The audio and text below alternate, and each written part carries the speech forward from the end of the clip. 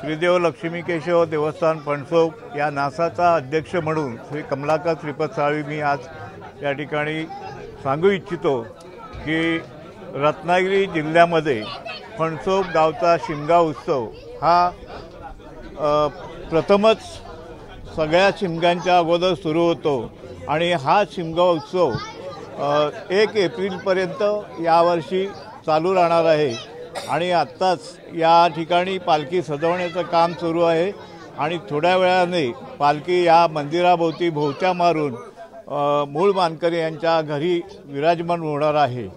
मी राकेश शरद साळवी श्रीदेव लक्ष्मी केशव देवस्थानचा सचिव आज रत्नागिरी तालुक्यातील आणि रत्नागिरी जिल्ह्यातील सगळ्यात पहिला शिमगोत्सव फणसोप गावात सुरू होतो। आजचा पालखीला रूप घेतलेला आहे। रूप लागून रात्री 11 वाजता मुख्य मानकऱ्याच्या घरी जाईल। उद्या सकाळी आमची फणसोप गावातली घरे घेईल आणि परवा जुईवाडीतली घरे घेऊन आमचा उत्सव सुरू होईल आणि शिमग्याची सुरुवात या फणसोप गावाची सुरू होईल।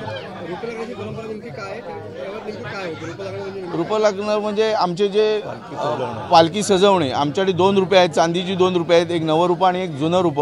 यावर्षी आमच्याकडे जुनं रूप लागलेलं आहे आणि आता ते सजवायचं काम चालू आहे। 1.5 ते 2 तासात आमची रूप लागून पूर्ण होतील। एबीपी माझा, उघडा डोळे बघा नीट।